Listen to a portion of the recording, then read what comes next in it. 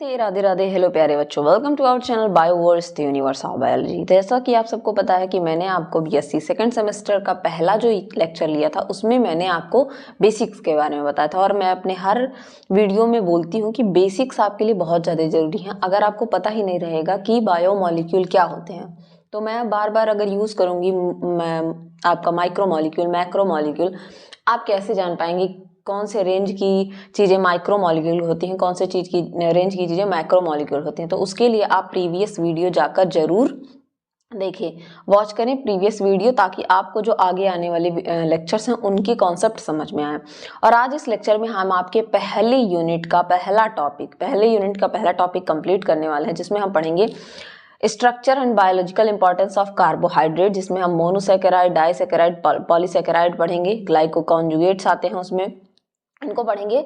साथ के साथ कोशिश करेंगे कि पीवाईक्यू भी यानी कि प्रीवियस ईयर क्वेश्चन जो है लगाते चलें। तो इस वीडियो में बेसिकली आज जो हम कवर करने वाले हैं वो आपका टॉपिक होने वाला है कार्बोहाइड्रेट्स। क्या होने वाला है? कार्बोहाइड्रेट्स। और बड़ा टॉपिक है तो एक लेक्चर एक वीडियो के लिए लगेगा ही। चलिए स्टार्ट करते हैं।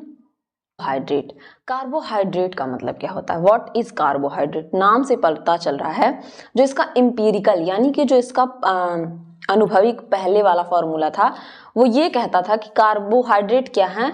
कार्बोहाइड्रेट्स क्या है? Hydrates of carbon. हाइड्रेट का मतलब होता है वाटर। आप सबको पता है डिहाइड्रेशन का मतलब क्या होता है? पानी का कमी हो जाना। तो हाइड्रेशन का मतलब पानी, हाइड्रेट का मतलब बेसिकली पानी हो जाता है। और हाइड्रेट्स ऑफ कार्बन मतलब कार्बन हो, कुछ कार्बन्स हो और उनके हाइड्रेट, ठीक है, कार्बन के हाइड्रेट्स। तो ये इसका जो एम्पिरिकल फॉर्मूला था वो कहता था CH2O का होल एन। मतलब यहाँ पे आप इस तरीके से अगर लिखेंगे तो इस फॉर्मूले को आप कह सकते हैं कि CnH2O का होल एन, मतलब कुछ नंबर C का होना चाहिए, जैसे C2H2O का होल 2, इस तरीके से का फॉर्मूला होना चाहिए। लेकिन जब इस फॉर्मूले को देखा गया, और कार्बोहाइड्रेट को हम शुगर भी कहते हैं क्योंकि ये कुछ कार्बोहाइड्रेट्स को में मोनोसैकेराइड और डाइसैकेराइड को हम शुगर कहते हैं क्योंकि उनका टेस्ट मतलब मीठा होता है, स्वीट होता है। और बाकी पॉलीसैकेराइड्स को हम शुगर नहीं कहते हैं, ठीक।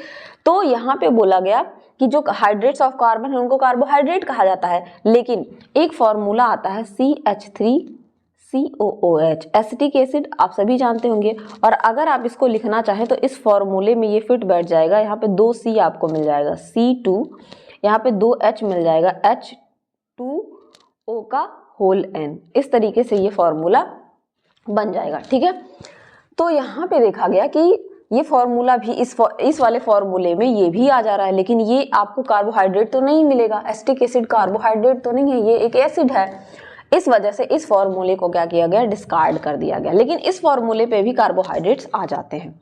फिर एक फॉर्मूला आया जिसको हम कहते हैं कार्बोहाइड्रेट। क्या है कार्बोहाइड्रेट की डिफिनीशन? अगर आप लिखना चाहें तो कार्बोहाइड्रेट को कहते हैं पॉलीहाइड्रोक्सी एल्डिहाइड और कीटोन्स, ठीक है, और substance that yield such compound on hydrolysis, ठीक है। इसके कहने का मतलब है कि ऐसे कंपोनेंट जिनमें क्या हो, पॉलीहाइड्रोक्सी एल्डिहाइड, एक एल्डिहाइड ग्रुप के साथ, अगर यहाँ पे CHO है उसके साथ क्या हो, पॉलीहाइड्रोक्सी, यानी कि कई सारे हाइड्रोक्सिल ग्रुप हों, इस तरीके से कई सारे हाइड्रोक्सिल ग्रुप हों, उसके साथ एक एल्डिहाइड हो, या तो क्या हो, पॉलीहाइड्रोक्सी, C डबल बॉन्डो को कीटोन कहते हैं, उसके साथ कई सारे हाइड्रोक्सिल ग्रुप हो कीटोन के साथ, या ऐसे कंपाउंड जो हाइड्रोलिसिस करने पे यानी कि पानी से उसको तोड़ने पे इनको दें, ठीक है, वो क्या कहलाते हैं? वो कहलाते हैं कार्बोहाइड्रेट। होपफुली ये जो डिफिनीशन है आपको समझ में आया होगा पॉलीहाइड्रोक्सी एल्डिहाइड और पॉलीहाइड्रोक्सी कीटोन का, ठीक है। पॉलीहाइड्रोक्सी का मतलब होता है कई सारे hydroxyl group OH OH OH with aldehyde group, एक एल्डिहाइड हो, या तो polyhydroxy aldehyde with ketone group, एक कीटोन हो, तो उसे हम क्या कहते हैं? कार्बोहाइड्रेट्स कहते हैं, ठीक है। दोनों चीजें आपको समझ में आ गई होंगी। कार्बोहाइड्रेट्स जो होते हैं मोस्ट अबंडेंट बायोमॉलिक्यूल, अर्थ सबसे प्रचुर मात्रा में पाए जाने वाले जैव अणु हैं, बायोमॉलिक्यूल्स हैं, ठीक है। Oxidation of carbohydrate is the central energy yielding pathway in most non synthetic photosynthetic cells. तो जो हम अधिकांश जो आपके सेल्स हैं जिनमें एनर्जी की जरूरत पड़ती है वो ऑक्सीडेशन रिडक्शन का भी मैंने आपको मतलब बताया था कि ऑक्सीडेशन क्या होता है और रिडक्शन क्या होता है, ठीक है। तो होपफुली आपने इसके पहले वाली वीडियो देखी होगी, नहीं देखी होगी तो मैं लिंक डिस्क्रिप्शन में प्रोवाइड कर दूंगी, आप वहां पे जाके देख लीजिएगा। डिस्क्रिप्शन में आपको लिंक मिल जाएगा, वहां से जाके जरूर आप पहले वीडियो देख लीजिएगा। वहां मैंने एक्सोथर्मिक, एंडोथर्मिक, आपका ऑक्सीडेशन रिडक्शन क्या होता है सब कुछ बता रखा है। अगर आपकी छोटी छोटी चीजें क्लियर रहेंगी तो आप इतने अच्छे से बेहतर तरीके से समझते हुए चलेंगे, आपको आगे दिक्कत नहीं होगी और आपको बायोलॉजी सिंपल लगी, आप इसको रटेंगे नहीं, ठीक है, इसको समझेंगे, ठीक। तो ये क्या होता है, ऑक्सीडेशन ऑफ कार्बोहाइड्रेट। कार्बोहाइड्रेट का क्या होता है, ऑक्सीडेशन होता है, ठीक है, लॉस ऑफ ऑक्सीजन होगा, ठीक है।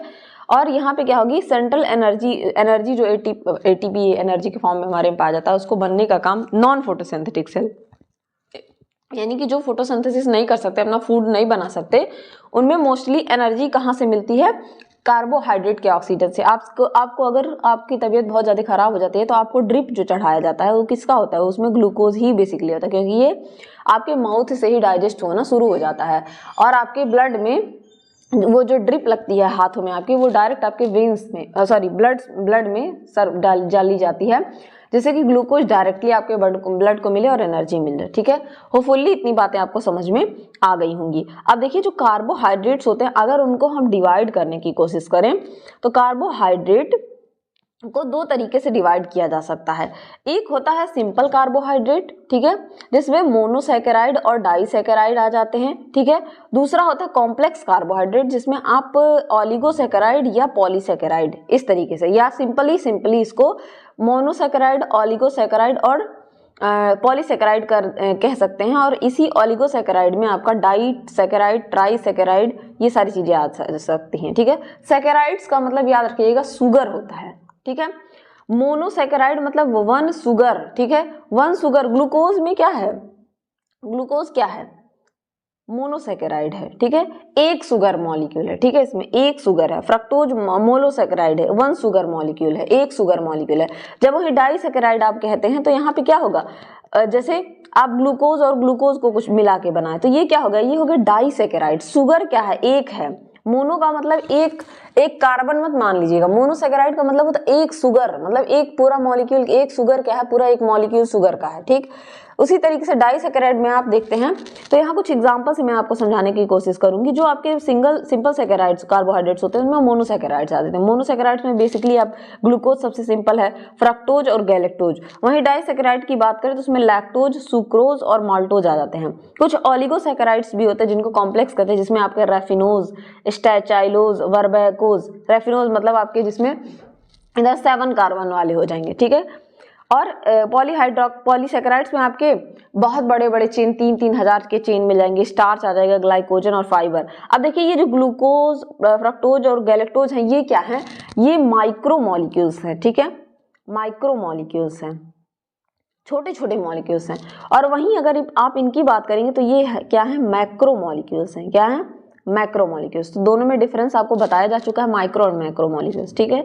तो बेसिकली हम इसको 3 तरीके से डिवाइड कर सकते हैं, इस तरीके से भी कि आपके कार्बोहाइड्रेट्स मोनोसैकेराइड, ऑलिगोसैकेराइड, पॉलीसैकेराइड होते हैं। मोनोसैकेराइड में 1 शुगर, तो सारे गैलेक्टोज, फ्रक्टोज, राइबोज, ठीक है, डीऑक्सीराइबोज, ग्लूकोज, ये सारे क्या हैं, आपके मोनोसैकेराइड्स हैं। याद रखिएगा गैलेक्टोज एक तरीके का मोनोसैकेराइड। अभी आप पढ़ेंगे एपीमर, स्टीरियो आइसोमर, कुछ इनकी प्रॉपर्टीज होती हैं, उनके बारे में पढ़ेंगे तब आपको ये चीजें समझ में आएंगी। और जब हाइड्रोलिसिस आप करेंगे, जब 2 या 2 से अधिक, 2 और 10 के बीच में मोनोसैकेराइड मिलते हैं तो हम उसको क्या कहते हैं, डाइसैकेराइड्स या ट्राइसैकेराइड जैसे रहेंगे। अगर 2 मॉलिक्यूल हैं, जैसे आपके glucose plus glucose, this is disaccharide, glucose plus glucose trisaccharide. इसी तरीके से 10 मॉलिक्यूल्स के बीच वालों को हम ऑलिगोसैकेराइड, जिसमें डाइसैकेराइड, ट्राइसैकेराइड, टेट्रासैकेराइड, पेंटासैकेराइड, हेक्सासैकेराइड, हेप्टासैकेराइड, ऑक्टासैकेराइड, नोनासैकेराइड, ये सारे आ जाते हैं। पॉलीसैकेराइड में आपके आ जाएंगे कॉम्प्लेक्स और and abundant in nature. Complex and abundant अभी आप पढ़ेंगे, सेलुलोज मोस्ट अबंडेंट पाया जाता है, ठीक है। अबंडेंट नेचर के होते हैं, बहुत अधिक मात्रा में पाए जाते हैं, ठीक। एक एक करके इन चीजों को समझेंगे, क्या क्या हमें पढ़ना है। मोनोसैकेराइड के एग्जांपल्स क्या हैं, किन चीजों के बारे में। तो मोनोसैकेराइड में बेसिकली हम क्या क्या पढ़ते हैं, नॉर्मल ग्लूकोज और फ्रक्टोज के बारे में। और कुछ मोनोसैकेराइड्स अल्कोहल के फॉर्म में भी पाए जाते हैं। इसका एग्जांपल आप पढ़ेंगे मैनिटॉल और सॉर्बिटॉल।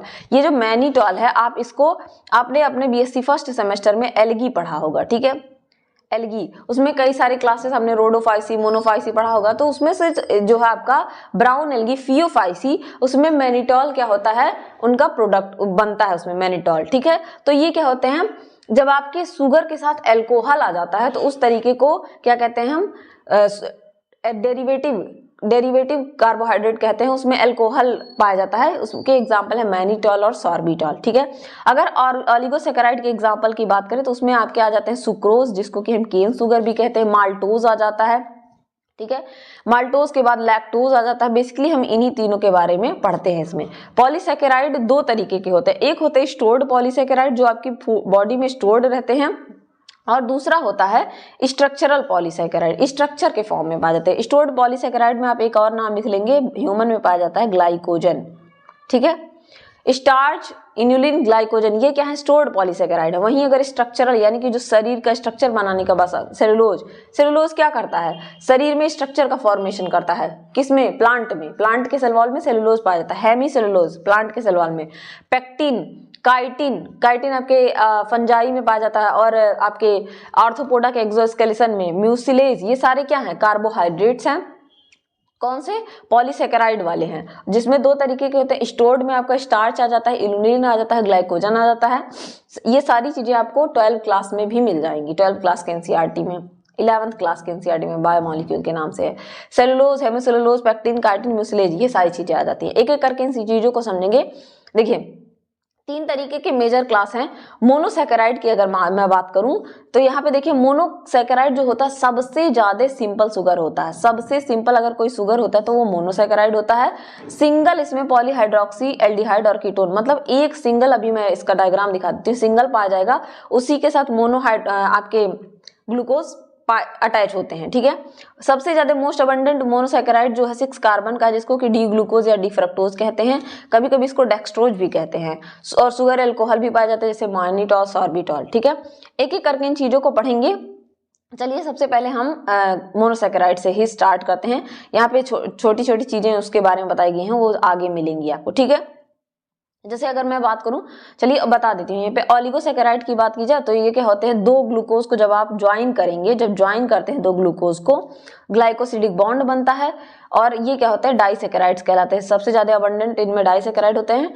दो मोनोसैकेराइड जिसमें सुक्रोज आ जाता है, माल्टोज और लैक्टोज, सुक्रोज को केन शुगर भी कहते हैं, कॉमन नेम पूछ लेता है। पॉलीसैकेराइड में क्या होते हैं, 20 से और उससे ज्यादा, जब मोनोसैकेराइड को आप अटैच करते हैं तो वो पॉलीसैकेराइड कहलाते हैं। दो तरीके के होते हैं, स्टोरेज में आपके स्टार्च, इन्युलिन, ग्लाइकोजन आ जाएगा, और स्ट्रक्चरल में सेलुलोज, हेमिसेलुलोज, पेक्टिन आ जाएगा।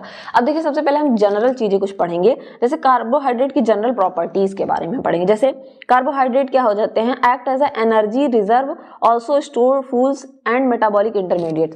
देखिए कार्बोहाइड्रेट जब हमारे बॉडी में स्टोर हो जाता है ग्लाइकोजन के फॉर्म में तो हम उसको स्टोर्ड फॉर्म में कहते हैं, ठीक है। तो रिजर्व फूड, जब आप फास्टिंग करते हैं, जब आप व्रत रहते हैं तो इसी ग्लाइकोजन का आप यूज करते हैं, ठीक है। फ्यूल की तरह होता है। मेटाबॉलिक इंटरमीडिएट होता है। मेटाबॉलिक इंटरमीडिएट का मतलब आप सबको पता है कि कैटाबॉलिक और एनाबॉलिक प्रोसेस होती है, मेटाबॉलिज्म भी मैंने आपको समझाया है। तो ग्लाइकोलिसिस का प्रोसेस क्या है, ग्लूकोज से आपका पायरुविक एसिड बन जाता है, फिर पायरुवेट से क्रेब्स साइकिल चलती है। तो ग्लूकोज क्या होता है कि इंटरमीडिएट की तरह, मेटाबॉलिक इंटरमीडिएट की तरह काम करता है, ठीक है। राइबोज एंड डीऑक्सीराइबोज फॉर्म में पाया जाता है शुगर, जो कि आपके जेनेटिक मटेरियल को भी फॉर्मेशन करता है, ठीक है।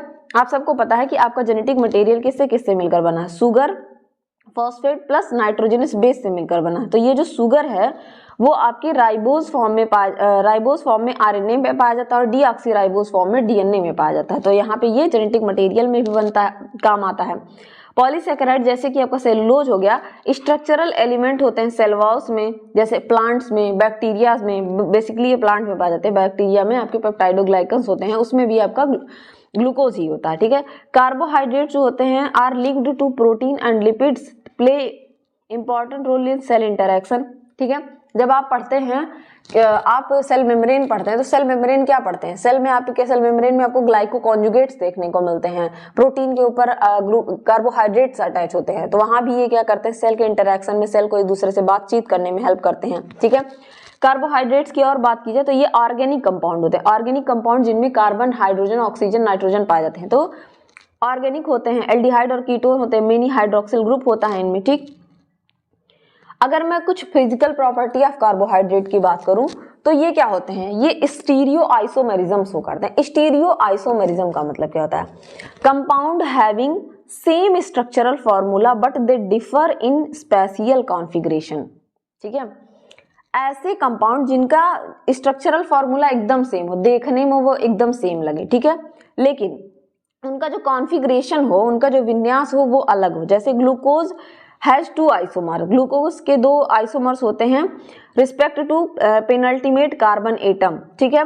ग्लूकोज के जो है सापेक्ष के 2 जो हैं उसके 2 आपके रूप देखने को मिल जाएंगे। एक हम कहते हैं डी ग्लूकोज जो सबसे कॉमन होता है, और एक होता है एल ग्लूकोज। इस तरीके के जो नाम आप पढ़ते हैं इनको हम स्टीरियो आइसोमर्स कहते हैं। वो स्ट्रक्चर में एकदम सेम है, बस क्या होगा, एक का हाइड्रोजन इधर हो जाएगा, दूसरे का इधर हो हाइड्रोक्सिल ग्रुप में चेंज हो जाता है कार्बन के, तो वो क्या हो जाते हैं, स्टीरियो आइसोमर्स कहलाते हैं।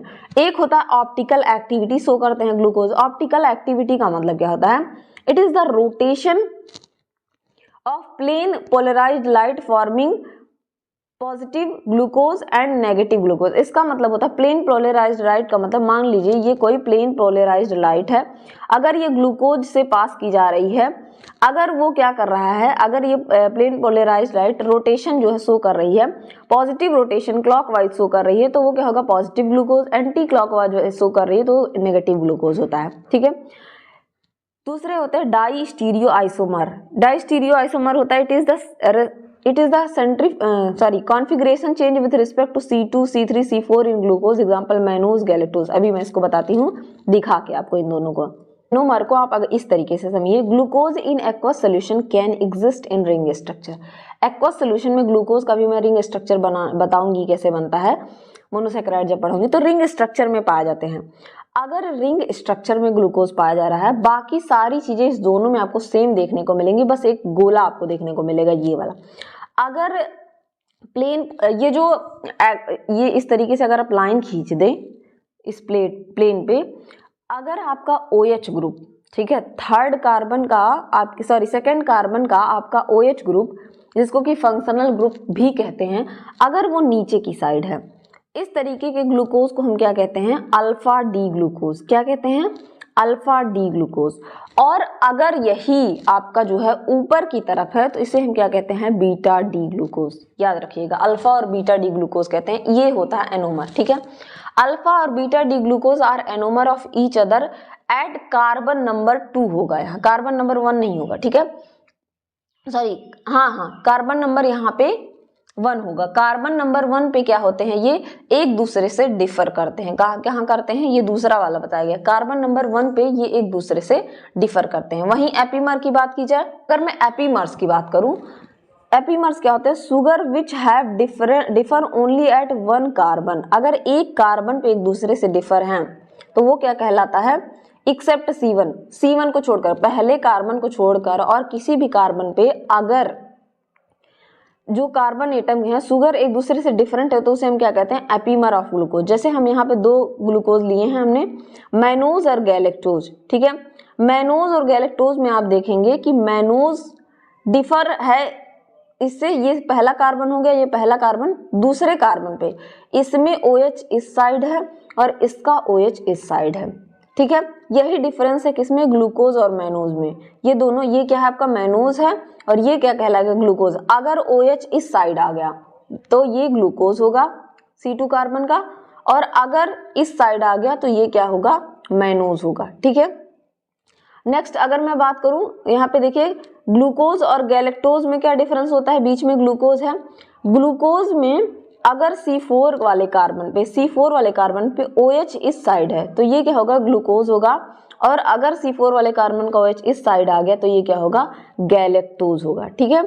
तो यहाँ पे मैनोज और जो है ग्लूकोज एक दूसरे से डिफर होते हैं C2 कार्बन पे, ठीक है, और गैलेक्टोज और आपका ग्लूकोज डिफर होता है एक दूसरे से C4 कार्बन पे, ठीक है। तो याद रखिएगा ये होते हैं आपके एनोमर और एपीमर, जो मैंने आपको डायग्रामेटिकली समझाया अपने नोट्स से।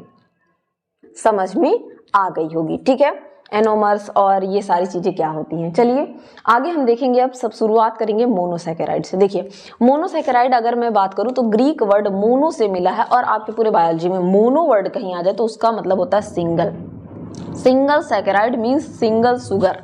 ठीक है, मोनोहाइड्रोक्सी कैल्डिहाइड होते हैं, कीटोन होते हैं, और इनका हाइड्रोलिसिस नहीं किया जा सकता, मतलब इनको फर्दर तोड़ा नहीं जा सकता, हाइड्रोलिसिस नहीं किया जा सकता है। और सिंपल शुगर में सबसे ज्यादा सिंपल शुगर यही होते हैं। अगर मोनोसैकेराइड की मैं बात करूं तो मोनोसैकेराइड जो होते हैं सिंपल शुगर होते हैं, स्वीट होते हैं टेस्ट में। क्या होते हैं? टेस्ट में स्वीट होंगे। देखिए टेस्ट में स्वीट आपके, इससे क्वेश्चन आपको मिल जाएगा। टेस्ट में अगर स्वीट की बात है, सैकेराइड्स जो है नाम तो सब में है मोनोसैकेराइड, ठीक है, ओलिगो और पॉलीसैकेराइड। ठीक है, पॉलीसैकेराइड, इसमें से यही बस क्या होते हैं? शुगर होते हैं, स्वीट होते हैं, मींस शुगर यानी कि स्वीट होते हैं सैकेराइड्स। ये क्या होते हैं? नॉन स्वीट होते हैं। याद रखिएगा, अगर सेलुलोज आ गया आपके ऑप्शन में तो वो क्या हो जाएगा? नॉन स्वीट हो जाएगा। नॉन स्वीट होते हैं। ठीक है, क्या होते हैं? नॉन स्वीट, मीठे नहीं होते हैं पॉलीसैकेराइड। ठीक, टेस्ट में मोनोसैकेराइड्स होते हैं। मोनोसैकेराइड्स के बारे में मैंने बताया, तो they are soluble in water, पानी में आराम से चीनी घोलिए घुल जाएगा। ठीक है, they are crystalline in nature, चीनी को क्रिस्टल के फॉर्म में बना जाता है। ठीक है, जो आप एक बात याद रखिएगा, कभी भी कार्बोहाइड्रेट्स जो होते हैं मोनोसैकेराइड्स की अगर मैं बात करूं, वो हमेशा 3 कार्बन से 10 कार्बन के बीच में पाए जाते हैं। ठीक है, कार्बन नंबर याद रखिएगा, कार्बन नंबर। मोनोसैकेराइड का मतलब एक शुगर, और ये एक शुगर 3 कार्बन से, सबसे सिंपलेस्ट जो आपका मोनोसैकेराइड होगा वो 3 कार्बन का होगा, जिसका आपने नाम सुना होगा जब आप ग्लाइकोलिसिस पढ़ते हैं, ग्लिसरल डिहाइड 3 फॉस्फेट या DHAP, डाइहाइड्रोक्सी एसीटोन फॉस्फेट। ठीक है, ग्लिसरल डिहाइड 3 फॉस्फेट के बारे में। सबसे सिंपल शुगर है, 3 कार्बन का होता है, 3 कार्बन, इस तरीके से 3 कार्बन उसमें आपको देखने को मिल जाएंगे। 3 कार्बन से 10 कार्बन के बीच वाले क्या होते हैं? एटम्स इसमें पाए जाते हैं। 2 या 2 से ज्यादा हाइड्रोक्सिल ग्रुप पाए जाएंगे, और एक या तो एल्डिहाइड ग्रुप पाया जाएगा या कीटोन ग्रुप। अभी मैं इसका स्ट्रक्चर आपको दिखाती हूँ। क्लासिफिकेशन जो है मोनोसैकेराइड का 2 वेज में पाया जाता है। First of all based on the number of carbon atom present in them, carbon atom के हिसाब से कि क्या होगा? ट्राईग्लिसराइड, ट्राई होगा, टेट्रा होगा, पेंटा होगा, हेप्टा होगा, हेक्सा होगा, हेप्टा होगा, क्या होगा? Secondly based on presence of carbonyl group, और सेकेंडली बेस होता है कार्बोनिल ग्रुप पे। जैसे कि अगर मैं बात करूं ट्राइओज, ट्राइओज का मतलब होगा, ट्राइओजेस का मतलब 3 कार्बन वाले। ठीक है, जिसमें ग्लिसरल डिहाइड और एल्डिहाइड के फॉर्म में अगर CHO ग्रुप रहेगा, ठीक है, तो एल्डिहाइड होता है, और अगर C डबल बॉन्ड हो, कीटोन ग्रुप रहेगा। तो अगर ट्राइओज है और एल्डिहाइड के फॉर्म में पाया जा रहा है तो ग्लिसरल डिहाइड, और अगर कीटोन के फॉर्म में पाया जा रहा है तो डाईहाइड्रोक्सी एसीटोन, जो कि आप जब ग्लाइकोलिसिस पढ़ेंगे तो पढ़ेंगे। टेट्रोज की बात करें तो कार्बन नंबर 4 यहाँ पे। ठीक, और अगर ये एल्डोज है तो इरिथ्रोज, और कीटोज है तो इरिथ्रोल्यूज। ठीक है, पेंटोज की बात करें तो पेंटोज होता है आपका राइबोज, जो आपके DNA में पाया जाता है, राइबुलोज अगर कीटोन के फॉर्म में है। हेक्सोज की बात करें तो C कार्बन नंबर यहाँ पे 6 पाया जाएगा, C6 पाया जाएगा। ठीक है, जिसमें ये ग्लूकोज, और अगर एल्डिहाइड ग्रुप है और कीटोन ग्रुप है तो फ्रक्टोज। फ्रक्टोज आपका सबसे ज्यादा स्वीट शुगर होता है, ये भी क्वेश्चन में पूछा जाता है, स्वीटेस्ट शुगर। तो सबसे ज्यादा स्वीट जो होता है वो होता है आपका फ्रक्टोज। ठीक है, हेप्टोज की बात करें तो ये एल्डोज फॉर्म में नहीं पाया जाता है, और ये सीडोहेप्टुलोज कीटोज फॉर्म में पाया जाता है। नैनोज की बात करें कार्बन नंबर 9, तो ये भी आपके एल्डोज फॉर्म में नहीं पाया जाता है। न्यूरेमिनिक एसिड आपके कीटोज फॉर्म में पाया जाता है। सिंपल शुगर की बात करें अगर, तो सबसे ज्यादा जो स्ट्रक्चर आपका पॉपुलर है वो पॉपुलर है फिशर का स्ट्रेट चेन। लेकिन कुछ और भी स्ट्रक्चर मैं आपको दिखाती हूँ अभी अपने नोट से। फिशर का स्ट्रेट चेन फॉर्मूला, जिसमें आप देखते हैं 1 2 3 4 5 6। ग्लूकोज क्या है? एक तरीके से आप कह सकते हैं ये हेक्सोज है। ग्लूकोज क्या है? एक तरीके का हेक्सोज है। ठीक है, 6 कार्बन आपको देखने को मिल जाएंगे। ठीक है, और इसमें देख सकते हैं आप तीसरे कार्बन पे जो OH है किस साइड है? आपके लेफ्ट साइड है। ठीक है, फिटिंग बेयर ने इस तरीके से इसको रिप्रेजेंट किया था। मॉलिकुलर फॉर्मूला है C6H12O6। कुछ और भी देखते हैं इसके बारे में हम। देखिए यहाँ सिंपल फॉर्मूला दिया है। ग्लूकोज को हम हेक्सोज शुगर भी कहते हैं। पॉलीहाइड्रोक्सी एल्डिहाइड पाया जाता है, स्ट्रेट चेन थर्ड कार्बन पे जो है H अगर राइट साइड पे है, आपको बस एक बात याद रखनी है ग्लूकोज के लिए कि अगर थर्ड कार्बन पे H राइट साइड में है, मतलब ये दाहिने साइड में है, तो वो क्या होगा, ग्लूकोज होगा। यहाँ मैंने फॉर्मूला खूब अच्छे से अपने नोट्स से दिया है आपको। यहाँ पे देखिए ग्लूकोज का रिप्रेजेंटेशन किया, थर्ड कार्बन पे ये आपको कार्बन कार्बन कार्बन कार्बन 6 देखने को मिल जाएंगे। OH ये पहला कार्बन, दूसरे कार्बन पे OH, तीसरे कार्बन पे H कहाँ है, राइट साइड में, ठीक है, राइट साइड में। Fourth carbon, fifth carbon, six carbon, ठीक है, इस तरीके से। ये कौन सा फॉर्मूला है, ये स्ट्रेट चेन है। स्ट्रेट चेन में अगर लोअर साइड ऑफ रिंग, ठीक है, राइट साइड ऑफ लिंग, सॉरी, स्ट्रेट चेन में राइट साइड में अगर H पाया जा रहा है तो वो क्या होगा आपका थर्ड कार्बन पे, तो वो ग्लूकोज होगा। और यही राइट साइड वाला जो चेन है, जब हम इसको क्या बनाते हैं, जब इसको हम रिंग फॉर्म में कन्वर्ट करते हैं, देखिए 6 कार्बन आपको मिल गया। अब 5वें कार्बन को ले जाके आपको ये पहले वाले और इससे जोड़ देना है, ठीक है। तो ये रहा पहले का आपके CHOH, ठीक है, ये फंक्शनल ग्रुप है। इसका फंक्शनल ग्रुप क्यों है, क्योंकि ये CHO वाला है, ठीक है, फंक्शनल ग्रुप हो गया, ठीक है। इस फंक्शनल, सॉरी यहाँ पे नहीं, ये तो 5वें कार्बन का हो जाएगा इससे। ये रहा आपका पहला वाला ग्लूकोज, ऑक्सीजन, ठीक है, ये पहला वाला ऑक्सीजन हो गया। अब इससे ये 5वां जाके जुड़ा है, तो यहाँ पे क्या हो गया, OH अगर ये वाला पहला ये देखिए OH नीचे है, तो ये क्या होगा, डी ग्लूकोज, ठीक है, डी याद रखिएगा, alpha D glucose, alpha glucose, ठीक। ये चेन बना। अब इस चेन में जो है यहाँ से ये अटैच हुआ, इसका H ऊपर चला गया, OH नीचे आ गया। अब ये क्या बन गया, ये एक ऐसे रिंग बन गया। अब इस रिंग में ये देखिए दूसरा वाला कार्बन का OH नीचे आ गया, H मैंने बनाया नहीं है यहाँ पे, ठीक है। तीसरे वाले कार्बन का H नीचे आ गया, ठीक है, H नीचे आ गया, OH ऊपर कर चला गया। चौथे वाले कार्बन का OH नीचे आ गया और H ऊपर चला गया। अब बोलेंगे क्या बचा, ये बचा, तो ये CH2OH, CH2OH। इस तरीके से रिंग आप बना सकते हैं, याद करने का फॉर्मूला है, ठीक है। ग्लूकोज को अगर आपको पहचानना है तो उसका राइट साइड में जो है हाइड्रोजन होना चाहिए, और जब आप रिंग फॉर्म में बना रहे हैं तो वही थर्ड कार्बन का OH नीचे साइड में होना चाहिए, ठीक है। और अगर ये फंक्शनल ग्रुप नीचे साइड आ जा रहा है तो वो क्या होगा, ग्लूकोज होगा। और इस रिंग को हम क्या कहते हैं, इस रिंग को हम कहते हैं पाइरानोज रिंग। क्या कहते हैं, पाइरानोज रिंग, ठीक है। और जब इस वाले स्ट्रक्चर में पाया जाता है तो उसे हम क्या कहते हैं, फ्यूरानोज रिंग, ठीक है। होपफुली समझ में आएगा। अब एक शुगर होता है जो आपके DNA में पाया जाता होता है राइबोज, जब उसमें पेंटोज कार्बन कितना हो, 5 हो, पेंटोज कार्बन, तो इस तरीके से ये पाया जाता है, ठीक है। इसमें आप देखेंगे सारे OH एक ही साइड में पाए जाएंगे, सारे H एक ही साइड में पाए जाएंगे। इसको बनाना और आसान है, कुछ नहीं करना है आपको, ये रिंग 5 की बनानी है और सबका OH नीचे लाके रख देना, सबका OH नीचे ला जाके रख देना है और ऊपर यहाँ CH2OH ले जाके जोड़ देना है, O।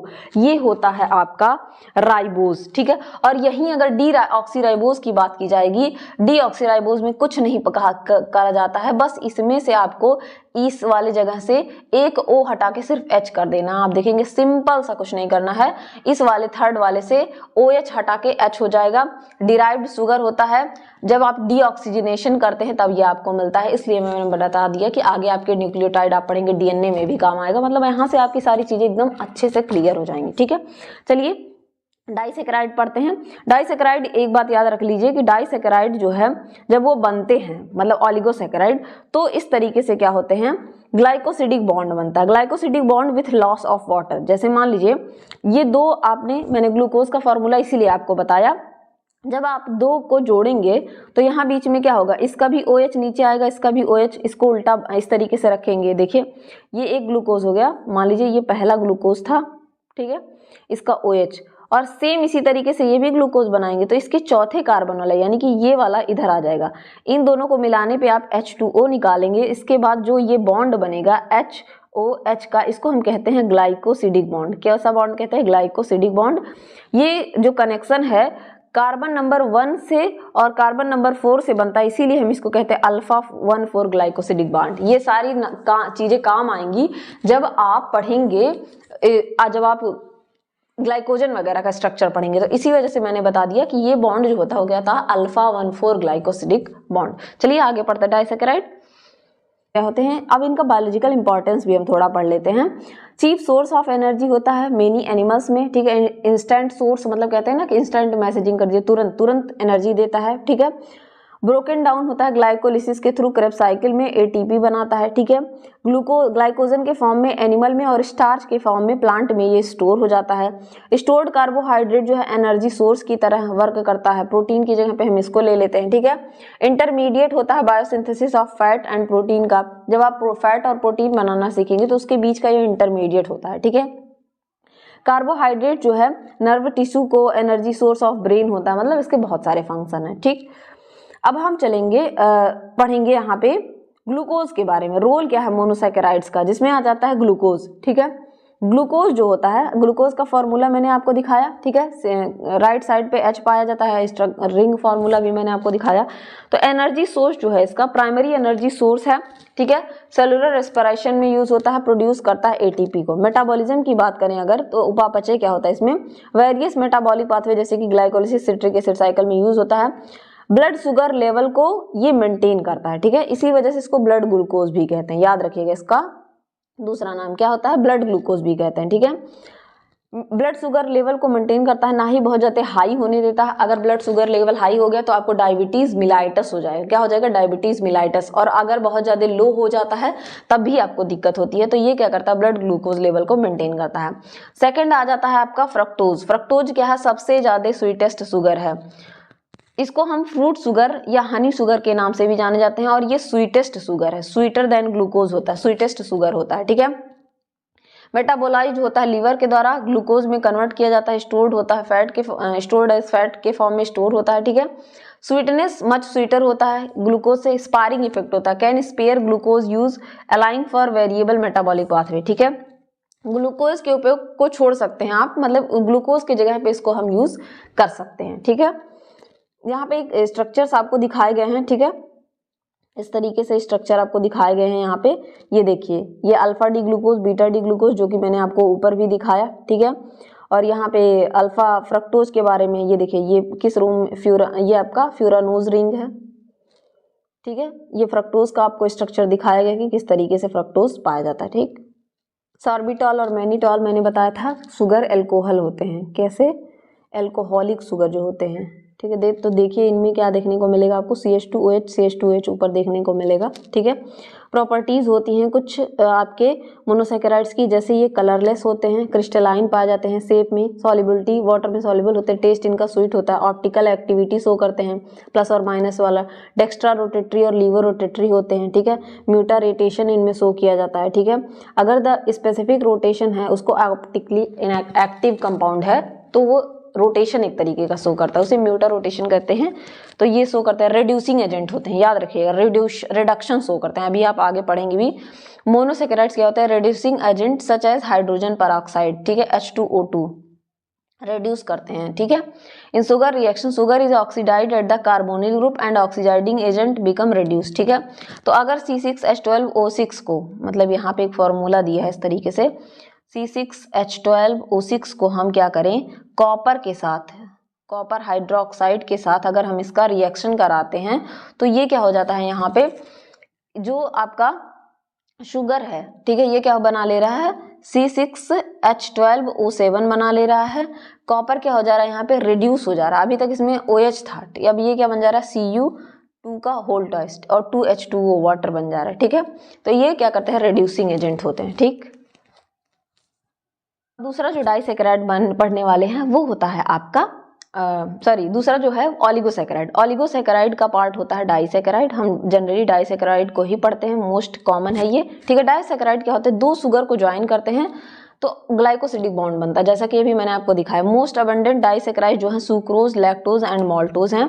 अदर डाइसैकेराइड में भी ये पाए जाते हैं, जैसे आइसोमाल्टोज, सेलोबायोज, ट्रीहेलोज, ठीक है, ये सारे पाए जाते हैं। लेकिन जो कॉमनली हम पढ़ते हैं सुक्रोज, लैक्टोज एंड माल्टोज पढ़ते हैं, ठीक है। ये दो तरीके के हो सकते हैं, होमोडाइसैकेराइड जिसमें माल्टोज आता है, जिसको माल्ट शुगर के भी नाम से जानते हैं, आइसोमाल्टेज और सेल्बाइज। होमोडाइसैकेराइड का मतलब ग्लूकोज प्लस ग्लूकोज, होमो का मतलब होता है दोनों मॉलिक्यूल सेम होने चाहिए।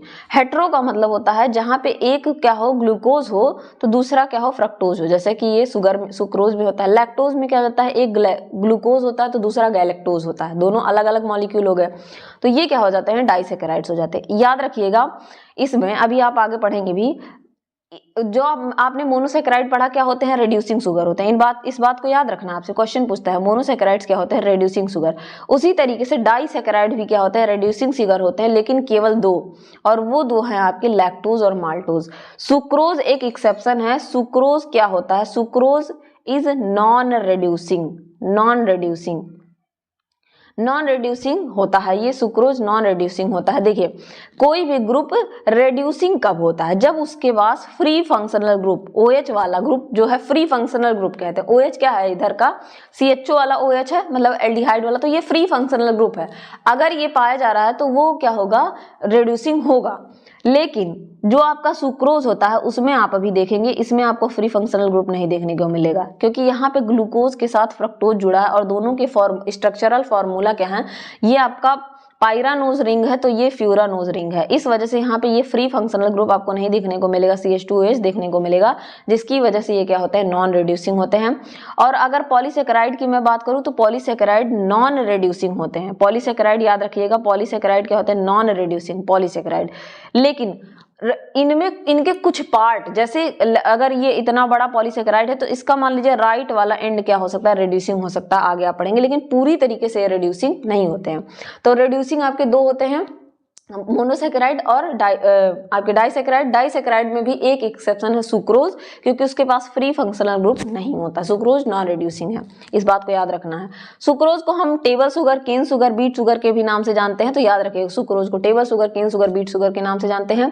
ग्लूकोज और फ्रक्टोज से मिलकर बना होता है। एनर्जी सोर्स होता है, common sugar found in many plants. Sugar cane, sugar beets में ये पाया जाता है, कोई सोर्स ऑफ एनर्जी होता है। ट्रांसपोर्ट की बात करें तो main form of sugar transported in plant. Sugar जो है ये मेनली प्लांट में सुक्रोज के फॉर्म में ही ट्रांसफर होता है। फैसिलिटेट करता है एनर्जी डिस्ट्रीब्यूशन को। क्यूलिनरी भी यूज है इसका, widely use as a sweetener in food and beverages. खाने वाले में और पेय पदार्थों में, अल्कोहल वगैरह आपके जो ड्रिंक्स होते हैं पीने वाले, उनमें इसका यूज किया जाता है। माल्टोज की बात करें तो माल्टोज जो होता है आपका, इसके पास रिड्यूसिंग प्रॉपर्टी होती है, जबकि आपके सुक्रोज के पास रिड्यूसिंग प्रॉपर्टी नहीं होती है। ठीक है, कैसा होता है, नॉन रिड्यूसिंग, याद रखिएगा। माल्टोज आपका रिड्यूसिंग होता है। ठीक है, it is produced from starch, starch से बनाया जाता है। एमाइलेज, माल्टोज को अगर आप एमाइलेज एंजाइम दे दें, सॉरी स्टार्च को आप अगर एमाइलेज एंजाइम दे दें, ठीक है, एमाइलेज, तो ये क्या बनाता है, माल्टेज बना देता है। ठीक है, माल्टेज बना देगा। एनर्जी सोर्स की बात करें तो ये आपके ग्लूकोज प्लस ग्लूकोज से मिलकर बना होता है। ठीक है, और ये क्या होता है आपका डाइजेशन, आपका एनर्जी सोर्स होता है, एनर्जी सोर्स की तरह यूज करते हैं। Digestion break down into glucose by enzyme maltase. आपके स्मॉल इंटेस्टाइन में ये क्या करता है, टूट जाता है। अगर माल्टेज एंजाइम दे देते हैं तो ये टूट जाता है। Food found in malted food, जो आप क्या करते हैं उसको, जिस फूड को फर्मेंट करते हैं, माल्ट करते हैं, उस फूड में पाया जाता है। बेवरेजेस में, बियर्स में, माल्टेड मिल्क में ये पाया जाता है। ठीक है, लैक्टोज की अगर बात की जाए, मिल्क शुगर होता है। यूरिन में भी आपके आ सकता है प्रेगनेंसी के टाइम, ड्यूरिंग लैक्टेशन, जब मदर क्या होती है मिल्क की फीडिंग कराती है बच्चे को, उस टाइम पे ये आपके यूरिन में आ सकता है। ठीक है, कंपोजिशन ग्लूकोज और गैलेक्टोज से मिलकर बना होता है। ठीक है, तो ये कैसे हो गए, हेट्रो डाइसेकेराइड है, हेट्रो। ठीक है, एनर्जी सोर्स की बात करें, primary sugar found in milk provides energy, और स्पेशली फॉर इन्फेंट, तो इसको हम मिल्क शुगर के भी नाम से जानते हैं। ठीक है, मिल्क शुगर के नाम से जानते हैं, कॉमन नेम से भी क्वेश्चन पूछ लेता है। ठीक है, लैक्टेज एंजाइम की जरूरत होती है इसको डाइजेस्ट करने के लिए। बहुत सारे लोग लैक्टोज इंटॉलरेंट होते हैं, दूध नहीं पचा पाते हैं। ठीक है, जो लोग लैक्टोज इंटॉलरेंस होते हैं उनके पास ये सफिशिएंट, ज़्यादा अच्छे मात्रा में नहीं पाया जाता, इसी वजह से वो मिल्क नहीं पचा पाते हैं, हेल्थ इशू हो जाते हैं उनके। ठीक है, ये आपको फॉर्मूला दे रखा है सुक्रोज का, लैक्टोज का और माल्टोज का। ऊपर भी आपने देखा, यहाँ भी देख रखा, सुक्रोज में अल्फा 2 बीटा डी फ्रक्टोफ्यूरानोज रिंग बनता है। ठीक है, यहाँ पे बीटा डी गैलेक्टोपायरानोसिल अल्फा और 1,4 अल्फा डी ग्लूकोपायरानोज पूरा आपको बता रखा है। यहाँ पे अल्फा डी ग्लूकोपायरानोज, इसके बारे में 1,4 लिंकेज है और अल्फा डी ग्लूकोपायरानोज के साथ, क्योंकि इसमें माल्टोज में ग्लूकोज से बनता है। होपफुली समझ में आ गया होगा। अब हम पढ़ेंगे पॉलीसेकेराइड। पॉलीसेकेराइड क्या होते हैं, 100 और 1000 ऑफ कार्बोहाइड्रेट यूनिट से मिलकर बने होते हैं, 100 या 1000 से। ठीक है, नॉट रिड्यूसिंग होते हैं, non reducing. Since the anomeric carbon are connected through glyco glycosidic linkage, और ये एक दूसरे से ग्लाइकोसिडिक लिंकेज से हो सकते हैं। इसमें से कुछ पार्ट इनके, कुछ जो हैं पार्ट इनके रेड्यूसिंग हो सकते हैं, जैसे राइट साइड, लेफ्ट साइड, आगे आप पढ़ेंगे, ठीक है। दो तरीके के हो सकते हैं, होमो पॉलीसेकेराइड या हेट्रो। ये भी अगर मान लीजिए कोई चीज, जैसे ग्लाइकोजन आप देखेंगे ग्लूकोज ग्लूकोज ग्लूकोज, इस तरीके से ग्लूकोज ग्लूकोज ग्लूकोज से मिलकर ग्लाइकोजन बना, तो वो होमोपॉलीसेकेराइड होगा। और अगर यहाँ पे जो है पॉलीसेकेराइड जो है मोर देन वन टाइप के मोनोसेकेराइड से बने होंगे, तो वो क्या होगा, हेट्रोपॉलीसेकेराइड। जैसे ग्लूको आपके नाइम और काइटिन आप पढ़ेंगे, ठीक है, से मिलकर बना होता है, तो हेट्रोपॉलीसेकेराइड। सेलुलोज यहाँ देख सकते हैं पॉलीसेकेराइड दिया है, ये है आपका एमाइलोज। सेलुलोज है किस तरीके से पाया जाता है, एमाइलोपेक्टिन और ग्लाइकोजन, ठीक है। यहाँ पे सेलुलोज की बात करें तो इस तरीके से इसमें चेन के फॉर्म में ये बनते हैं, ठीक है, इसीलिए मैंने आपको रिंग फॉर्मूला पढ़ाया है सबसे पहले, ठीक है। फिर अगर स्टार्च की बात करें तो वो इस फॉर्म में पाए जाते हैं, दोनों में आपको डिफरेंस देखने को मिल जाएगा पोजीशंस पे, ठीक है। और फिर अगर मैं बात करूं यहाँ पे तो आपके ये ग्लाइकोजन पाए जाते हैं, और फिर ये काइटिन है, काइटिन जो है आपका नैम और नैक से बना होता है, तो ये एक हेट्रोपॉलीसेकेराइड है, ठीक है। स्टार्च एक एक करके पढ़ेंगे हम, कुछ जो स्टार्च और ग्लाइकोजन वगैरह हैं। तो स्टार्च क्या होता है, स्टार्च एक पॉलीमर है जो डी ग्लूकोज यूनिट से मिलकर बना होता है, मतलब ये कैसा है, होमोपॉलीसेकेराइड है, सिर्फ ग्लूकोज से, डी ग्लूकोज यूनिट से मिलकर बना होता है, ठीक है। इनसॉल्युबल होते हैं वाटर में यूजुअली, ठीक है। हाई मॉलिक्यूलर वेट होता है इनका, काफी भारी होंगे, ठीक है। They can form thick colloid suspension with water, colloid बना लेंगे अगर पानी में डाला गया, ठीक है। स्टोरेज पॉलीसेकेराइड ये होता है, स्टोर होता है प्लांट्स में, ठीक है। ग्लूकोज यूनिट से मिलकर बना होता है, होमोपॉलीसेकेराइड है। एमाइलोज दो यूनिट से मिलकर बना होता है, एमाइलोज और एमाइलोपेक्टिन। जो आपका स्टार्च है वो एमाइलोज, इन दोनों को मिला के एमाइलोज और एमाइलोपेक्टिन मिलके क्या बनाते हैं, आपके स्टार्च बनाते हैं। अभी आप देखेंगे भी क्यों ऐसा होता है, ठीक है, देखेंगे आप। एमाइलोज क्या है, इस तरीके से रिंग फॉर्म में है, और एमाइलोपेक्टिन इस तरीके से चेन फॉर्म में है। तो यहाँ पे अभी आप देखेंगे आयोडीन कलर देता है ये, ठीक है। मोस्ट स्टार्च, सारे स्टार्च में 10 से 30% एमाइलोज होता है, और 70 से 90% क्या होता है, एमाइलोपेक्टिन होता है। एमाइलोज जो हैं ऊपर आपने देखा स्ट्रेट चेन होते हैं, एमाइलोज क्या हैं, आपके स्ट्रेट चेन्स होते हैं, ठीक है। फॉर्म्ड इनमें 1,4 ग्लाइकोसिडिक बॉन्ड पाया जाएगा, इसी तरीके से पाए जाएंगे, तो अल्फा 1,4 ग्लाइकोसिडिक, अल्फा होगा चाहे बीटा, जो ऐसा ग्लूकोज होगा उस तरीके से पाया जाएगा, ठीक है। ये हेलिक्स का फॉर्मेशन करते हैं, ये ऐसे ऐसे स्ट्रेट चेन और हेलिक्स का फॉर्मेशन करते हैं, इस तरीके के स्ट्रक्चर को हम हेलिक्स कहते हैं, ठीक है। तो ये क्या करते हैं, हेलिक्स का फॉर्मेशन कर लेते हैं, इसी वजह से ये ब्लू कलर का चेंज देते हैं जब इनका रिएक्शन आयोडीन से कराया जाता है, ठीक है। क्योंकि आयोडीन क्या होंगे, यहाँ पे जाके बीच बीच में इस तरीके से ट्रैप हो जाएंगे, और ये क्या देंगे, ब्लू कलर देंगे। तो पॉलीसेकेराइड जो स्टोरेज पॉलीसेकेराइड आपका स्टार्च है प्लांट का, वो उसका एमाइलोज वाला हिस्सा क्या देता है, ब्लू कलर देता है जब उसकी रिएक्शन उसका आयोडीन से कराया जाता है, क्योंकि ये क्या होता है, हेलिकल फॉर्म में पाया जाता है, और बीच बीच में जाके आयोडीन ट्रैप हो जाते हैं। समझ में आया होगा आपको, ठीक है। Amylose is poorly soluble in water but form micellar suspension. ये क्या होता है, वाटर में पुअरली सॉल्युबल होते हैं, अच्छे से सॉल्युबल नहीं होते, लेकिन मिसल इस तरीके का स्ट्रक्चर बना लेते हैं, बबल टाइप का, ठीक है, जब इनको पानी में डाला जाता है।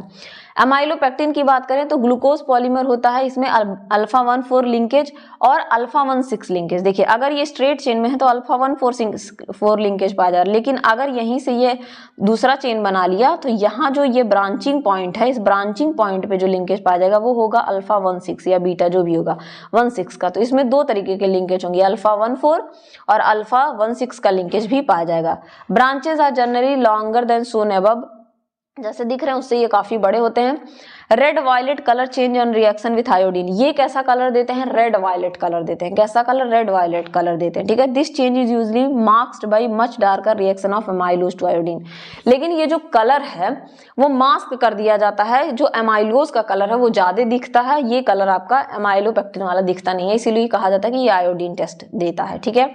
इस तरीके का स्ट्रक्चर होता है, यहाँ पे आप देख सकते हैं एमाइलोज का स्ट्रक्चर यहाँ ऊपर स्ट्रेट चेन के फॉर्म में पाया जाता है, इनमें अल्फा 1,4 ग्लाइकोसिडिक बॉन्ड पाया जाता है, इस तरीके का स्ट्रक्चर ये शो करते हैं, ठीक है। वहीं अगर एमाइलोपेक्टिन की बात करें तो इनमें ब्रांचिंग पाई जाती है, तो यहाँ पे अल्फा 1,4 ग्लाइकोसिडिक लिंकेज, और ये जो ब्रांचिंग पॉइंट है जहां से ये जुड़ रहे हैं वहां पे अल्फा 1,6 ग्लाइकोसिडिक लिंकेज पाया जाता है।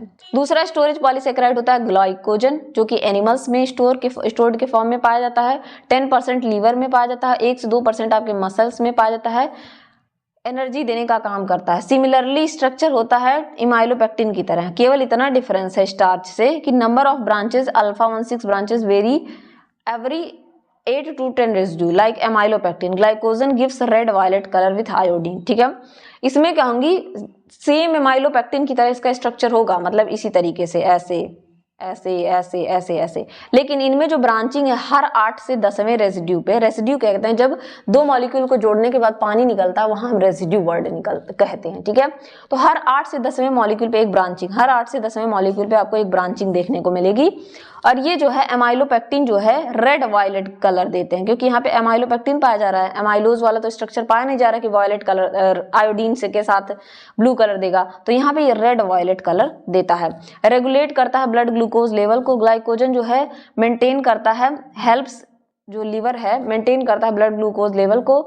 जब लोग क्या करते हैं फास्ट रहते हैं या उनके ब्लड स्ट्रीम में ग्लूकोज की कमी हो जाती है तो ये ग्लूकोज देने का काम करता है। Energy for muscle, glycogen in muscle provide energy for muscle tissue specially during exercise. Exercise के टाइम पे आप काफी यूज करते हैं तो एनर्जी की जरूरत ज्यादा पड़ती है, तो ये उस टाइम पे ये एनर्जी देने का काम करता है। ठीक है, यहाँ पे अगर बात की जाए तो ये क्या होता है, इस तरीके का स्ट्रक्चर दिखता है ग्लाइकोजन का एमाइलोपेक्टिन की तरह, बस यहाँ ब्रांचिंग जो है हर 8 से 10 रेसिड्यू के बाद आपको ब्रांचिंग, मतलब 1 2 3 4 इस तरीके से तो ब्रांचिंग, फिर यहाँ पे आगे इस तरीके से तो ब्रांचिंग जल्दी जल्दी देखने को मिलती है। डिफरेंस ये है। ठीक है, तो इसमें भी अल्फा 14 ग्लाइकोसिडिक लिंकेज यहाँ पे और यहाँ अल्फा 16 ग्लाइकोसिडिक लिंकेज होता है। एक और है आपका सेल्यूलोज। सेल्यूलोज क्या होता है? सेल्यूलोज आप सबको पता है कि आपके बॉडी में पाया जाता है। ठीक है, सॉरी प्लांट्स के सेल वॉल में पाया जाता है। ठीक है, कंडेंसेशन से हम ज्वाइन करते हैं। याद रखिए कि कभी भी ज्वाइनिंग जो होती है ग्लूकोज की वो क्या होता है, कंडेंसेशन, और जब तोड़ते हैं तो वो क्या कहलाता है, हाइड्रोलिसिस। कंडेंसेशन होता है रिमूवल ऑफ वाटर होगा। ठीक है, वाटर रिमूव होगा, जब भी दो मॉलिक्यूल जुड़ेगा तो यहाँ से H2O यानी कि पानी निकलेगा। अल्फा 14 ग्लाइकोसिडिक लिंकेज पाया जाता है। ये क्या होता है, स्ट्रेट चेन बनाते हैं 100 से लेके 1000 तक। वीक हाइड्रोजन बॉन्ड इनमें पाया जाता है। ठीक है, जो सेलुलोज होता है microfibril arrange themselves in thicker bundles called microfibrils. ये थिकर बंडल में इस तरीके से पाए जाते हैं तो इनको माइक्रोफाइब्रिल्स कहते हैं। ठीक है, ये फाइब्रिल एक दूसरे के साथ ग्लूज हो जाते हैं, जैसे कुछ इसमें बीच में हेमिसेलुलोज पाया जाएगा, कैल्शियम पाया जाएगा, वो सब मिलकर क्या करते हैं, इसको ग्लू के फॉर्म में चिपका देते हैं। ठीक है, because of the beta linkage जो सेलुलोज होता है differ overall shape from amylose. अब इसका स्ट्रेप स्टार्च जो है, ठीक है, उसमें जो एमाइलोज पाया जा रहा था उससे थोड़ा सा डिफरेंट होता है। एक्सटेंडेड स्ट्रेट चेन, ये स्ट्रेट चेन में पाया जाने लगता है। सेलुलोज एक इंपॉर्टेंट स्ट्रक्चरल पॉलीसेकेराइड है, most abundant organic compound on earth. ठीक है, most abundant compound organic compound on earth अगर आपसे कोई पूछेगा तो आप क्या बताएंगे, सेलुलोज। ठीक है, सेलुलोज के बारे में याद रखिएगा, most abundant organic compound on earth क्या है, सेलुलोज। यहाँ से क्वेश्चन पूछा जाता है। ठीक है, सेल वॉल में पाया जाता है। सेल वॉल, सेल आपको पता है ये हर जगह, सेल वॉल जहाँ भी अलगी में पाया जाता है, जहाँ भी पाया जाएगा वहाँ पे ये पाया जाएगा। ठीक है, तो मोस्ट अबंडेंट हो गया। Most animal like enzymes needed digest cellulose. और देखिए हम क्या करते हैं, हम सेलुलोज को नहीं पचा पाते हैं क्योंकि हमारी बॉडी में उसको पचाने वाला एंजाइम नहीं पाया जाता है। तो although it does provide need of roughage, लेकिन ये एक डाइटरी फाइबर की तरह काम करता है। इसी वजह से हम ग्रीन वेजिटेबल्स खाते हैं ताकि हमारा जो पेट का खाना है वो आसानी से पचे, वहाँ पे फाइबर का काम ये करता है। ठीक, इस तरीके का दिखने वाला ये मॉलिक्यूल है। अंदर में इंटरमॉलिक्यूलर हाइड्रोजन बॉन्ड्स पाए जाते हैं, बीटा 14 ग्लाइकोसिडिक लिंकेज पाया जाता है, सेलुलोज फाइबर ऐसे दिखते हैं, और अगर इनको सीधा जोड़ा जाए तो कुछ इस तरीके के स्ट्रक्चर ये शो करते हैं। एक और यहाँ पे मॉलिक्यूल है काइटिन। ठीक है, काइटिन पॉलीमर है जो कि cells of beetles, webs of spider में पाया जाता है, एनिमल क्रिएचर्स में पाया जाता है। सेकंड मोस्ट अबंडेंट मॉलिक्यूल है, सेकंड मोस्ट अबंडेंट, क्योंकि आपके आर्थ्रोपोडा में भी पाया जाता है और आर्थ्रोपोडा सबसे ज्यादा पाए जाते हैं, तो ये सेकंड मोस्ट अबंडेंट मॉलिक्यूल है। ठीक है, it is something consider to be spin off cellulose because too very molecularly similar. ये दोनों मॉलिकुलरली सिमिलर होते हैं। इस तरीके का इनका फॉर्मूला होता है, ये नैम और नैग मॉलिक्यूल से मिलकर बने होते हैं। ठीक है, एक स्ट्रक्चर आपने और पढ़ा, इनुलिन। इनुलिन क्या होता है, स्टोर्ड होता है ट्यूबर्स ऑफ डहेलिया में, आर्किटोक में। ये क्या होता है, पॉलीमर ऑफ फ्रक्टोज। फ्रक्टोज का पॉलीमर होता है। कहाँ कहाँ पाया जाता है, डहेलिया में, आर्किटोक एंड रूट्स ऑफ डेंडेलियन में पाया जाता है, अनियन और गार्लिक में भी पाया जाता है। ठीक है, तो इस तरीके से आपने पढ़ा कार्बोहाइड्रेट के बारे में। अब हम थोड़ा सा पढ़ेंगे ग्लाइको कॉन्जुगेट्स के बारे में। पढ़ने वाले हैं ग्लाइको कॉन्जुगेट्स के बारे में। ग्लाइको कॉन्जुगेट्स क्या होते हैं? नाम ही है glycan, known as glycan conjugate. इसको ग्लाइकन कॉन्जुगेट के बारे से नाम से भी जानते हैं। Is molecule that consist of carbohydrate glycan moiety covalently attached with another biomolecule. मतलब ये आपके, मान लीजिए ये कोई कार्बोहाइड्रेट है, ठीक है, ये कोई ग्लाइकन है, ग्लूकोज मॉलिक्यूल कार्बोहाइड्रेट है, उससे कुछ भी अटैच हो सकता है अनदर मॉलिक्यूल, जैसे कि आपका प्रोटीन हो सकता है, ठीक है, जैसे कि आपका लिपिड हो सकता है, ठीक है, जैसे कि आपका ये न्यूक्लिक एसिड हो सकता है। इसको हम क्या कहते हैं? इसको कहते हैं ग्लाइको कॉन्जुगेट्स। क्या कहते हैं? Glycoconjugates. ये जो ग्लाइको कॉन्जुगेट्स मॉलिक्यूल होते हैं play important role in various biological process, ठीक है, जैसे कि सेल रिकॉग्निशन, एक सेल को दूसरे सेल से रिकॉग्नाइज करने में, एक सेल को दूसरे सेल के पास सिग्नल भेजना, उसमें जैसे आपके सेल मेम्ब्रेन में पाए जाते हैं, ठीक है, इम्यून रिस्पॉन्स में और मेनी अदर फिजियोलॉजिकल फंक्शन में ये काम करते हैं। Carbohydrate component of glyco conjugate, जो कार्बोहाइड्रेट वाला पार्ट होता है, कॉम्प्लेक्स शुगर मॉलिक्यूल्स होता है, सच एज पॉलीसैकेराइड या ओलिगोसैकेराइड होगा, ठीक है। These carbohydrates can have diverse structure, are often highly branched or contain specific modifications such as sulfation and phosphorylation. ये जो कार्बोहाइड्रेट होते हैं इनके डाइवर्स स्ट्रक्चर होते हैं, ये हाईली ब्रांच होते हैं, स्पेसिफिक मॉडिफिकेशन यूज करते हैं, ये अपने आप को सल्फर अटैच कर लेंगे, अपने आप से फास्फोराइलेट अटैच कर लेंगे, ठीक है, इस तरीके से, ठीक है। The presence of carbohydrate on biomolecule can greatly influence their properties and interaction with other molecule. और ये जो प्रेजेंस ऑफ कार्बोहाइड्रेट होता है ये ग्रेटली इन्फ्लुएंस करता है प्रॉपर्टी और इंटरेक्शन विद दूसरे मॉलिक्यूल्स के। मान लीजिए सिग्नलिंग हो रही है तो ये बहुत ज़्यादा हेल्प करता है उसमें, ठीक है। इनका जो अटैचमेंट होता है, covalent attachment of carbohydrate to protein forms glycoprotein. अगर वो प्रोटीन के साथ बन रहा है तो ग्लाइकोप्रोटीन बनाएगा, जो सबसे ज़्यादा मात्रा में मोस्ट अबंडेंट पाया जाता है।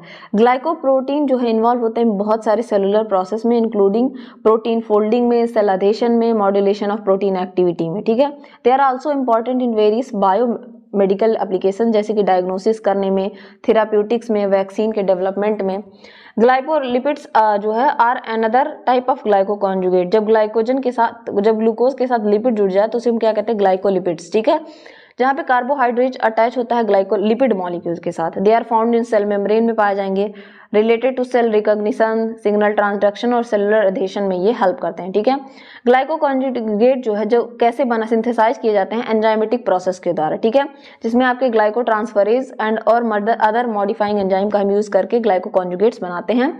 स्पेसिफिक स्ट्रक्चर जो होते हैं ग्लाइको कॉन्जुगेट्स के डिटरमाइन होते हैं एक्सप्रेशन ऑफ एंजाइम से, ठीक है, which can vary among different cell types and tissue, जो कि अलग अलग सेल में और अलग अलग टिश्यू में अलग हो सकता है। स्टडी ऑफ ग्लाइको कॉन्जुगेट जो होता है और उनके रोल जो है ग्लाइकोबायोलॉजी के नाम से जाने जाते हैं। अगर हम ग्लाइको कॉन्जुगेट की स्टडी कर रहे हैं उसके बायोलॉजिकल सिस्टम की, understanding the function of interaction of glycoconjugate is crucial for advancing our knowledge और मेनी बायोलॉजिकल प्रोसेस। स्ट्रक्चर की बात करें तो कुछ इस तरीके के आप ग्लाइको कॉन्जुगेट्स दिखते हैं, ठीक है, जिसमें आप देख रहे हैं कि ग्लाइकोप्रोटीन है, ठीक है, यहाँ पे ग्लाइकोपेप्टाइड्स है, ग्लाइकोलिपिड्स है, ठीक है, इस तरीके के स्ट्रक्चर आपको देखने को मिल जाएंगे यहाँ पे, ठीक है। ग्लाइको कॉन्जुगेट्स का है स्ट्रक्चर, ठीक, कुछ इस तरीके के ये दिखते हैं। क्वेश्चन आ गया which is the most abundant biomolecule on earth. तो आप सबको पहले ही मैंने बताया है कार्बोहाइड्रेट, और अगर कार्बोहाइड्रेट में पूछ लेता तो क्या हो जाता? सेल्यूलोज, ठीक है, क्या हो जाता? सेल्यूलोज, ठीक। सुक्रोज एक डाइसैकेराइड है जो किससे बना होता है? अभी सिंपल सा शुगर मैंने आपको बताया है ग्लूकोज प्लस फ्रक्टोज से मिलकर बना होता है। हाँ, इसमें से एक क्वेश्चन पूछा है which of the following carbohydrate is not a sugar. Sugar नहीं है, तो याद रखिए मैंने अपने वीडियो में गलत बता दिया था, प्रीवियस ईयर क्वेश्चन का बताया था, लैक्टोज बता दिया था, गलत। ये तो शुगर है ही। सेलुलोज क्या है? जो मीठा नहीं होता, स्वीट नहीं होता, तो ये क्या है? नॉन शुगर है। नेक्स्ट पूछा है which of the following is not non reducing, ठीक है, नॉन रिड्यूसिंग क्या है आपका? सुक्रोज है, ठीक है। Next question